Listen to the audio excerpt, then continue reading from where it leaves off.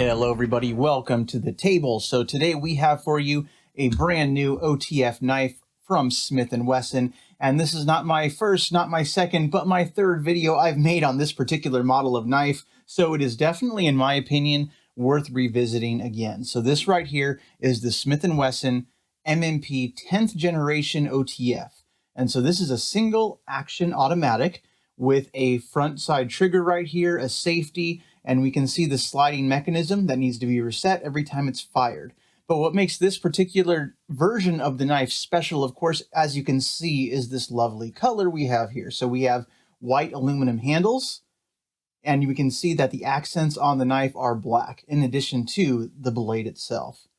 So this one is advertised as the Stormtrooper Edition. So we know all those awesome Star Wars tie-ins are always fun, especially within the knife world. And of course, Stormtrooper makes sense because of the white and black coloration.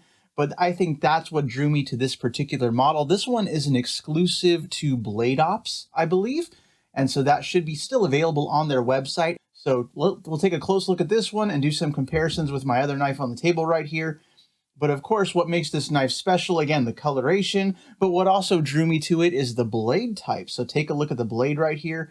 This is a tanto tip. So of course we have a completely flat edge here with that extreme kind of Americanized tanto look to it. So we can see that there. And of course the markings MMP by Smith & Wesson, Military and Police. And of course our markings here, we have the patent number, the blade steel, and the date. So this knife and its entire run, as far as I know, these are all in AUS 8 steel, which again is nothing to sneeze at. That used to be a high-end steel some time ago, right? But of course, the manufacture date is also on here. So we can see this knife was made in August of 22. And even though it was made back in August, I just recently saw these advertised by BladeOps. So maybe it just took some time to get here to the United States. But what we have, of course, is this really nice single action, meaning, of course, we have the switch, we release the blade, we have our release mechanism up here, and that releases the blade, and this little lever can be used to retract it. To keep the knife safe, we have the safety right there. And of course, once that's engaged, the blade cannot open. But other than that, very easy to actuate.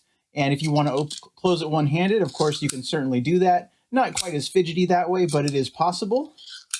And Smith & Wesson kind of prides itself on this model, and that's why I imagine there hasn't yet been an 11th generation of this knife. Take a look at the length of the handle here. So the length of the handle is coming in at about 5.5 inches, including that glass breaker on the end. And once the blade is open, we can do a full-on length here. But it's a big knife, almost 9 inches long, so about 8 3/4 inches, including the full blade length, which you can see right there is coming in at a full 3.5. So it is a big knife in your hand. You can see how wide the handles are, and they actually tout that as a an advertising point because it's easy to grip that way. It gives you a good hold onto it. So in terms of grip, there is some knurling here. It's not super textury, but I would imagine you would have no problem as a work knife keeping your hands on the blade. So very nice overall. This knife has always impressed me from my first video making it. They were originally advertising these as assisted openers, but really what they are auto knives. Because it's single action. You open it, you retract it manually, and that's exactly the same way a full automatic knife works. So a single action auto is what we have here. Nothing wrong with that. But the best thing about these knives are the price. This one here comes in at $55.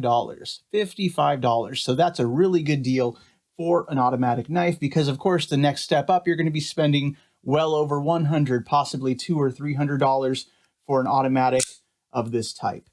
And so those will be from, of course, American-made brands like Microtech, but you get the point. So if you want something on a budget that's going to not only function, but look really classy, this is what we have right here. So on the handle, you can see, of course, more Smith & Wesson markings on one side. Same on both sides. Pocket clip has a kind of, that's neat writing. Caution, blade ejects. Kind of reminds me of those warning messages you see like on jet engines and things. But what's also neat about this knife, we do have the glass breaker right there. So while you're carrying this in pocket with the deep carry pocket clip, which works fine, by the way, this does kind of poke out a bit. So it's kind of optional in a way because you can remove it. All you have to do is take the screws out And as we can see on this one right here, I did remove the glass breaker. It's just a little piece of metal. It fits right in there, and you'd lift it out, take it out, put the knife back together, you're back in business. So this one here is the second version of this knife I owned. And this one I kind of made the comical conversion because, of course, once you see this one deploy, you can see it's a dinky blade. I cut it down kind of as a joke because, of course, auto knives in California are limited to a 2-inch blade length.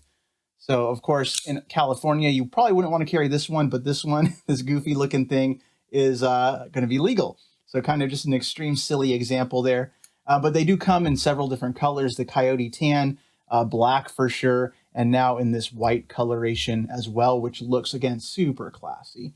So we have white, we have brown, and just to give you a kind of a quick size comparison of anything, so right here I have a Buck 110. This is a slim model, but it kind of gives you an idea of what we're looking at here because the Buck 110 in terms of overall length is a pretty long knife. And you can see that they are essentially the exact same overall length. And of course, very different type of knife, but if you've ever held a Buck 110 in your hands, you can get an idea of what this knife is going to feel like as well. So the Smith & Wesson OTF here, while the knife is kind of beefy and heavy, the overall weight of the knife comes in at about 5.9 ounces. So for everyday carry, that may be considered a bit on the higher end, especially considering the bulk in your pocket you're going to be carrying with you.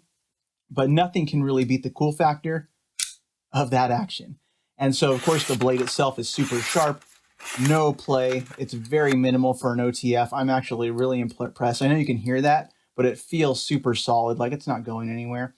And they're super simple knives to take apart and to disassemble. So if you're ever curious, you can just, boom, 6 screws, they come apart, and it's really easy to clean and maintain or take off that glass breaker if you don't want it there.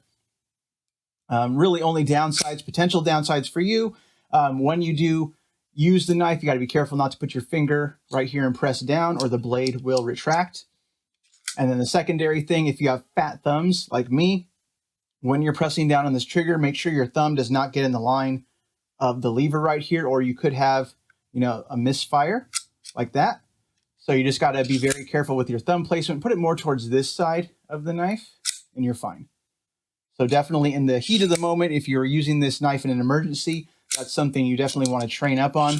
But tell me what you think of the Smith & Wesson 10th generation OTF Stormtrooper Edition. Are you digging this black blade as much as I am? Drop a comment below. Hope you all enjoyed watching this. Great gift idea. Have a nice day, everyone. See ya.